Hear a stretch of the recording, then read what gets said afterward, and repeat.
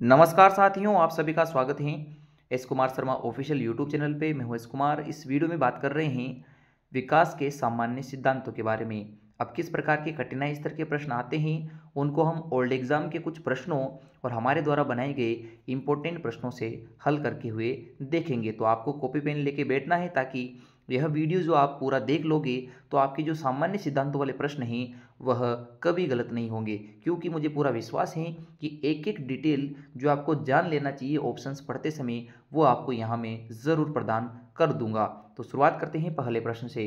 पहला प्रश्न है कि मानव विकास आजीवन चलता रहता है और यद्यपि कोई भी दो व्यक्ति बराबर नहीं होते हैं, किंतु जो सभी बालक होते हैं उनमें विकास का क्रम एक सा रहता है। तो बताइए यह कौन सा सिद्धांत है। अब यह रीट 2021 का प्रश्न है। तो इसमें क्या क्या डेप्थ बना के प्रश्न दिया था उसको मैं समझा देता हूँ। सबसे पहले ऑप्शन नंबर 4 जो मैं आपको एमसीक्यूज़ की जो पहली क्लास थी वृत्ति विकास उसमें भी समझा चुका हूँ, फिर भी यहाँ समझा देता हूँ कि विकास हमेशा सामान्य से विशिष्ट की ओर होता है। इसका मतलब क्या है कि बालक पहले सामान्य क्रियाएं करता है, फिर उसके बाद विशिष्ट क्रियाएं करता है। कैसे? तो समझिए कि एक बालक है वो जो पहले अपने घुटनों पर नियंत्रण स्थापित करता है, उसके बाद वह खड़ा होना सीखेगा, फिर चलना सीखेगा और फिर दौड़ना सीखता है। तो दौड़ना सीखना उसके लिए विशिष्ट कार्य है, किंतु उसके लिए उसने कई क्रियाएं पहले की हैं, चाहे वो घुटने के बल चलने की हैं, खड़ा होने की हैं और फिर दौड़ लगाने की बात बाद में आती हैं। तो यह सिद्धांत तो यहाँ लागू नहीं होता है। फिर अगला है परस्पर संबंध का सिद्धांत। यह भी यहाँ लागू नहीं होगा। क्यों नहीं होगा? परस्पर संबंध का मतलब ये है कि जो विकास के सभी पहलू हैं वो आपस में इंटरकनेक्टेड हैं। कैसे? तो इसको समझिए कि जो शारीरिक विकास होता है उससे जो विकास अगला प्रभावित होगा वो है हमारा मानसिक विकास, और अगर मानसिक विकास प्रभावित हो गया तो फिर इससे आपका संवेगिक विकास प्रभावित होगा, और फिर इसके बाद जो विकास प्रभावित होगा वो रहेगा आपका नैतिक विकास, और फिर रहेगा सामाजिक विकास। तो शारीरिक विकास कमजोर होने के बाद से मानसिक विकास भी प्रभावित होता है। इसलिए कहा जाता है कि स्वस्थ तन में स्वस्थ मन निवास करता है, यानी कि स्वस्थ स्वस्थ आपका शारीरिक विकास है तो मानसिक विकास भी अच्छा होगा। अगर मानसिक अच्छा है तो संवेगिक विकास भी अच्छा होगा, और फिर नैतिक विकास भी अच्छा होगा, और फिर सामाजिक विकास भी अच्छा होगा। यानी ये विकास के सिद्धांतों का संबंध होता है। और ये पहला वाला जो सिद्धांत है वो भी इसका आंसर नहीं है। क्यों नहीं है? क्योंकि सतत विकास के सिद्धांत में केवल इतनी सी लाइन आती है कि जो विकास होता है वो निरंतर चलता रहता है, जन्म पूर्व से लेके मृत्यु पर्यंत तक चलने वाली प्रोसेस हैं, उसमें और लाइनें ऐड नहीं की जाती हैं। जबकि यहाँ और भी लाइनें ऐड हैं। वो क्या हैं कि कोई भी दो व्यक्ति बराबर नहीं हैं, यानी व्यक्तिगत विभिन्नताएं संसार में मौजूद हैं, फिर भी जो सभी बालक होते हैं उनमें विकास का क्रम बना रहता है। यह कहा है हमारे सोरेनसन द्वारा दिए गए समान प्रतिरूप के सिद्धांत में।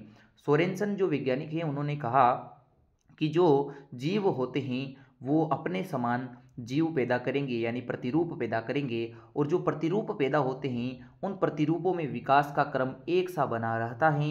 वो सभी एक ही समान विकास क्रम में बढ़ते हुए विकसित होते हैं। तो यह समान प्रतिमान का सिद्धांत है। आई होप आपको यह सिद्धांत का जो एक्सप्लेनेशन है जो मैं आपको विस्तृत करके समझा रहा हूँ समझ में आया होगा। तो यहाँ हमने कुल मिला के 4 सिद्धांत डिस्कस कर लिए हैं। आप इनको जैसे मैं बता रहा हूँ उस समय समझाते टाइम पे उसको नोट कर लीजिएगा। बढ़ते हैं अगले प्रश्न की ओर। अगला प्रश्न है कि विकास कभी न समाप्त होने वाली प्रक्रिया है। इस कथन में कौन सा सिद्धांत है? और यह भी रीट 2021 का ही प्रश्न है। काफ़ी अच्छा प्रश्न है। अभी मैंने आपको कहा कि जब भी ऐसी लाइन आए कि विकास कभी न खत्म होता है, हमेशा चलता रहता है, जन्म पूर्व यानी गर्भ अवस्था से लेकर मृत्यु पर्यंत तक चलता है, तो इसका मतलब यह सिद्धांत कौन सा होगा? निरंतरता का सिद्धांत या सतत विकास का सिद्धांत। तो इससे हमें क्या समझ में मिला कि अगर आपको सही तरीके से समझा दिया जाए तो आप बहुत ही अच्छे प्रकार से इसे कर सकते हैं। फिर उसके बाद अभी आपको मैंने समझाया था अंतः संबंध का सिद्धांत, जो परस्पर संबंध वाला था वही अंतर संबंध का सिद्धांत है। इसमें क्या होगा कि सभी जो विकास होंगे वो आपस में कनेक्टेड होंगे। शारीरिक विकास मानसिक से कनेक्टेड है, मानसिक संवेगिक विकास से कनेक्टेड हैं, वो संवेगिक विकास नैतिक विकास से, और नैतिक विकास सामाजिक विकास से कनेक्टेड हैं। और अंतःक्रिया का सिद्धांत क्या कहलाता है? अंतःक्रिया का सिद्धांत भी आपको मैं वृद्धि और विकास में बता दिया है कि जो आपके वंशक्रम और वातावरण होता है उन दोनों का गुणनफल, वंशक्रम और वातावरण इन दोनों का गुणनफल होता है, इन दोनों की अंतःक्रिया का परिणाम होता है विकास। और एकीकरण का सिद्धांत क्या होता है?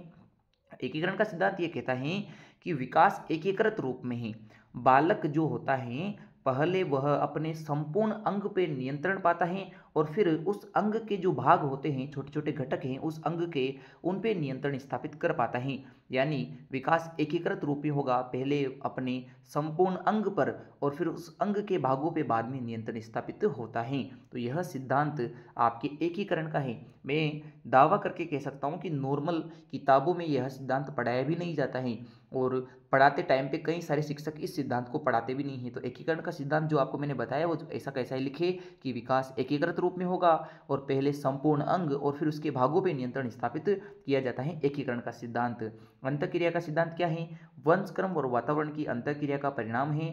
निरंतरता का सिद्धांत क्या है? विकास कभी न समाप्त होने वाली सतत रूप से चलने वाली प्रक्रिया है। और अंतर संबंध का सिद्धांत या पारस्परिक संबंध का सिद्धांत क्या है? कि सभी विकास के पहलू आपस में कनेक्टेड हैं। अब बढ़ते हैं अगले प्रश्न की ओर। अगला प्रश्न है कि एक बालक जो शारीरिक रूप से कमजोर है उसमें संवेगिक, सामाजिक और मानसिक विकास भी निम्न स्तरीय है। अब यहाँ आपको विकास के अलग अलग रूप बताए हैं, शारीरिक, संवेगात्मक, सामाजिक और मानसिक। तो समझिए कौन सा सिद्धांत है, अभी आपको मैंने बताया था, और वह संबंध है आपके अंतः संबंध का सिद्धांत, क्योंकि सभी विकास के पहलू आपस में कनेक्टेड हैं।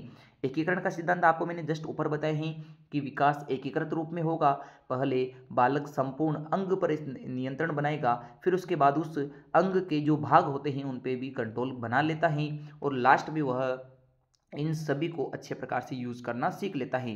निरंतरता का सिद्धांत क्या होता है? कि लगातार चलता रहता है, कभी न खत्म होने वाली प्रक्रिया है। और एकरूपता का सिद्धांत क्या है? एकरूपता का सिद्धांत यहाँ ये कहता है कि जो विकास क्रम होता है वह एक समान बना रहता है, जिसे हम समान प्रतिमान का सिद्धांत कह रहे हैं। समान प्रतिमान का सिद्धांत यही है कि विकास का क्रम सभी बालकों में एक समान पाया जाता है, यानी विकास क्रम की एकरूपता होती है। अब बढ़ते हैं अगले प्रश्न की ओर। अगला प्रश्न है, बालक का विकास सिर से प्रारंभ होकर पैर की ओर चलता है, तो सिर से जो पैर की ओर जो आपके प्रक्रिया, सिर से पैर की ओर दिशा में जो विकास होता है इसे कहा जाता है, क्या कहा जाता है? विकास की दिशा का सिद्धांत। और इस सिद्धांत का नाम है क्रमिक विकास का सिद्धांत। देखिए किसी भी नाम से दिया जाए आपको समझ में आना चाहिए कि प्रश्न में क्या दिया गया है। इसको कहते हैं क्रमिक विकास सिद्धांत, जिसके अनुसार क्या होता है कि एक सुव्यवस्थित और क्रमबद्ध तरीके से विकास होता है। और यह तीन तरीके हैं कि या तो बच्चे का पहले सिर डेवलप होगा, उसके बाद हाथ पैरों की ओर उसका विकास बढ़ेगा, या फिर अंदर के अंग पहले बनेंगे और बाहर के अंग बाद में बनेंगे। और या जो उसमें है गति का जो क्रम होगा वह उस प्रकार होगा कि पहले वो बैठना सीखेगा, फिर घुटने के बल चलना सीखेगा, फिर खड़ा होना सीखेगा और फिर दौड़ना सीखेगा। तो ये विकास की दिशा का सिद्धांत कहलाता है। इसे हम क्रमिक विकास का सिद्धांत भी कहते हैं। और यहाँ व्यक्तिगत विभिन्नता का सिद्धांत नहीं है, क्योंकि सभी व्यक्ति अलग अलग होते हैं, यहाँ ऐसा नहीं कहा गया है।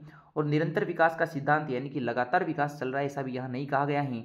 और परस्पर संबंध का सिद्धांत भी यहाँ लागू नहीं होता है, क्योंकि सभी विकास के जो पहलू हैं यहाँ संबंधित नहीं बताए गए हैं। तो यह आपको मैंने एक एक करके समझा दिया है कि विकास की दिशा का सिद्धांत कुप्पू स्वामी के अनुसार यह दिया गया है। तो हमारे मनोवैज्ञानिक है जिनका नाम है कुप्पू स्वामी, क्या नाम है? कुप्पू स्वामी। और उन्होंने यह सिद्धांत देते हुए कहा है कि जो दिशाएं होती है वो निम्न प्रकार से होगी: सिर से पैर, केंद्र से परिधि और आपके लोकोमोशन, बोले तो गामक विकास की दिशा। एक एक करके आपको मैं आगे समझा दूंगा। तो अगले प्रश्न की ओर बढ़ते हैं। अगला हमारा प्रश्न है, मस्तकाधोमुखी या सिफेलोकोडल सिद्धांत के अनुसार विकास कैसे होता है? तो अभी आपको बताया था कि विकास का क्रम सिर से पैर की ओर होगा। तो सिर से पैर की ओर होगा तो इसका सही आंसर क्या होगा? सिर से पैर की ओर, यानी डी नंबर का। अब समझिए कि तीन दिशाएं कौन कौन थी। जो विकास की दिशा का सिद्धांत या क्रमिक विकास का सिद्धांत था उसका पहला जो नियम है वो है सिफेलोकोडल। और सिफेलोकोडल या मस्तकाधोमुखी क्या है कि बालक का पहले सिर डेवलप होता है, उसके बाद धड़, उसके बाद हाथ और अंत में पैर विकसित होते हैं, यानी कि सबसे पहले किसका विकास होता है, सिर का विकास होता है। तो सिर से पैर की ओर विकास की दिशा होगी। पहला तो ये है। और दूसरा क्या है, दूसरे को कहते हैं प्रोक्सीमोडिस्टल। क्या कहते हैं, प्रोक्सीमोडिस्टल। और ये प्रोक्सीमोडिस्टल क्या है, इसका मतलब ये है कि पहले आंतरिक अंग विकसित होंगे और फिर उसके बाद बाह्य अंग विकसित होंगे, यानी कि पहले अंदर से यानी केंद्र का विकास होता है और फिर बाहर में परिधि का विकास होता है। तो केंद्र से परिधि तक चलना, अंदर से बाहर की ओर चलना, यह कहलाता है प्रोक्सिमोडिस्टल का सिद्धांत। और तीसरा है गामक गति का सिद्धांत या गामक सिद्धांत, जिसका मतलब क्या है, लोकोमोशन। तो यहाँ बालक की गति का क्रम समान रहेगा। सबसे पहले बालक बैठना सीखेगा, उसके बाद घुटने के बल चलना सीखेगा और फिर खड़ा होना सीखेगा और बाद में दौड़ना सीखेगा। तो यह क्रियाओं का निश्चित क्रम है, सभी बालकों में एक समान रहेगा। और ऐसे ही भाषा सीखने का भी क्रम फिक्स है कि पहले लिसनिंग होती है, फिर स्पीकिंग होती है, फिर रीडिंग होती है और राइटिंग होती है। तो बालक में भाषा विकास क्रम भी एक समान रहता है। तो यह दिशाओं के आपको प्रमुख चीज़ें याद रखनी है। तो यहाँ कौन सा है, सिफेलोकोडल में सिर से पैर की ओर। अब बढ़ते हैं अगले प्रश्न की ओर। अगला प्रश्न है सिफेलोकोडल विकास का नियम जो है वह किस किस प्रकार से लागू होता है। तो इसका पहला ही ऑप्शन सही दिया गया है। क्या दिया गया है कि पहले तो सिर बढ़ता है, सिर का विकास सही होता है, फिर धड़, हाथ और पैरों का विकास होता है। बिल्कुल सही बात है। और पहले पैर, हाथों का और धड़ का विकास नहीं होगा, ये गलत बात है। संपूर्ण शरीर का विकास एक समान होता है, ऐसा कभी नहीं होता है। और एक व्यक्ति से दूसरे व्यक्ति पर निर्भर करता है, ऐसा भी नहीं है। तो यह आपको पहले ही प्रश्न में सही दिया गया है कि पहले तो सिर का और फिर बाद में धड़, हाथ और पैरों का विकास होता है। अब बढ़ते हैं अगले प्रश्न की ओर। अगला प्रश्न है कि विकास अनुदैर्ध्य दिशा में होता है। बोले तो सिर से पैर की ओर होता है, सिफेलोकोडल है। इसका मतलब क्या है, यह मस्तिकाधोमुखी है। क्या है, मस्तिकाधोमुखी। केंद्र से परिधि या अंदर से बाहर होता तो हम कह देते कि प्रोक्सिमोडिस्टल, ऐसा यहाँ नहीं कहा गया है। और विकास वर्तुलाकार होता है, ये बात सही है, किंतु यहाँ ये लागू नहीं होती है। विकास हरलोक के अनुसार, हरलोक महोदय के अनुसार इस प्रकार से स्पाइरल रूप में चलता रहता है।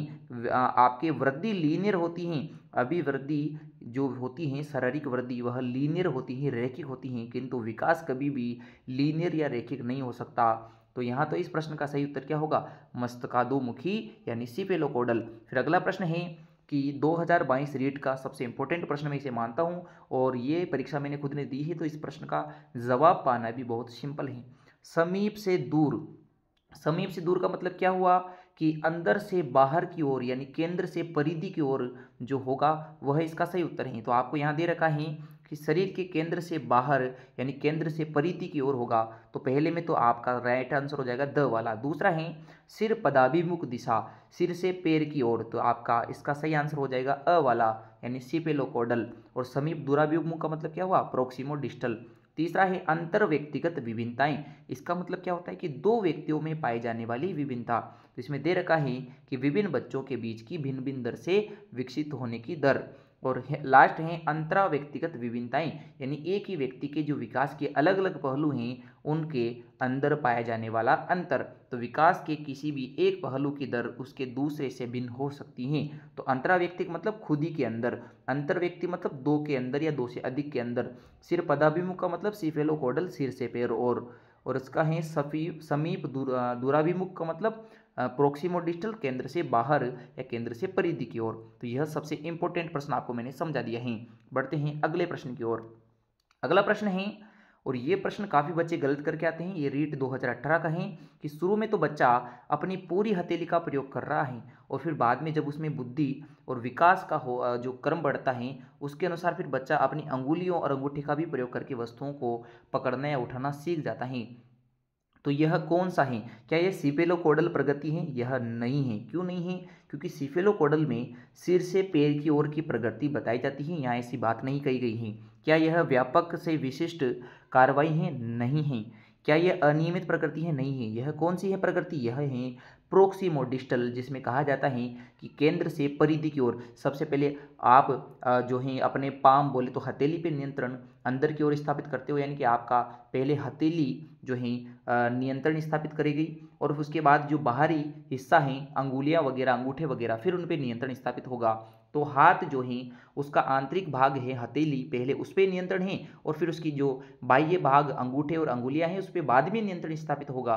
यह प्रोक्सिमो डिस्टल प्रकृति कहलाती है और ये एकीकरण के सिद्धांत को भी बताती है कि बालक पहले अपने पूरे अंग पे, जो पूरा हाथ है जिसमें अंगुलियों की सतह और अंगूठे की सतह और जो बीच के भाग है जिसे अपन हथेली कहते हैं उस पे नियंत्रण स्थापित होता है। फिर अंगुलियों की अलग अलग जो हैं उनकी भी गति उस पे बाद में सीखने को मिल जाती है। तो यह प्रोक्सिमोडिस्टल प्रकृति होगी। बढ़ते हैं अगले प्रश्न की ओर। अगला प्रश्न है, किसी व्यक्ति में विकास के प्रतिमान निम्नलिखित में से कौन से क्रम का अनुसरण करते हैं। और यह आज का हमारा अंतिम प्रश्न है। 2012 में ग्रेड फर्स्ट में पूछा गया था कि कोई भी जो व्यक्ति होगा उसमें विकास का प्रतिमान यानी विकास में कौन सा सिद्धांत यहाँ लागू हो रहा है। बाहर से भीतर कभी ऐसा होता ही नहीं है, हमेशा भीतर से बाहर यानी कि प्रोक्सिमोडिस्टल आपके क्या लागू होता है, प्रकृति लागू होती है जो यहाँ नहीं दी गई है। अगला है एक पार्श्वीय, क्या एक पक्षीय जो है वृद्धि आपके विकास हो सकता है। विकास कभी भी एक पक्षीय नहीं है, एक पक्षीय नहीं है, यह आपके बहुपक्षीय होता है विकास। तो ये बात भी गलत है। विशिष्ट से सामान्य कभी विकास नहीं होता है, हमेशा सामान्य से विशिष्ट की ओर चलता है विकास। तो ये बात भी गलत है। तो कौन सी बात सही है, शीर्ष पदीय, शीर्ष का मतलब सिर से पैर की ओर, या इसे आपादीय सिद्धांत भी कहा जाता है। तो एक एक करके मैंने सारे सिद्धांत बता दिए हैं और भी जो इंपॉर्टेंट बातें हैं मैं आपको यहाँ समझा देता हूँ। विकास के भविष्यवाणी का सिद्धांत क्या है कि विकास के बारे में संपूर्ण रूप से तो नहीं कह सकते, किंतु विकास के कुछ पहलुओं की भविष्यवाणी की जा सकती है। अंतःक्रिया का सिद्धांत क्या कहता है कि विकास किस किस के बीच होता है, तो विकास वंशक्रम और वातावरण की अंतःक्रिया का परिणाम है। शारीरिक विकास की तेजी का सिद्धांत, यह सिद्धांत क्या कहता है कि शैशव अवस्था में बालक का शारीरिक विकास तेजी से होता है और फिर बाद में जो है अचानक धीमा हो जाता है, फिर वापस शारीरिक विकास आपको किशोर अवस्था में तेजी से देखने को मिलता है। इसके अलावा है बीज कोष निरंतरता का सिद्धांत, जो बीजमैन ने दिया है और वो क्या कहते हैं कि बालकों को जो जन्म देने वाला बीज होता है वो कभी नष्ट नहीं होता, ये अमरता का सिद्धांत भी कहलाता है। तो ये आपको मैंने एक एक करके सभी सिद्धांत बता दिए हैं। ये 10 प्रश्न आपको कैसे लगे, अगर आपको इनका एक्सप्लेनेशन समझ में आया है, विस्तृत आपको व्याख्या समझ में आई है, तो आप हमारे चैनल से जुड़ सकते हैं और दूसरे बच्चों को भी यह वीडियो शेयर कर सकते हैं।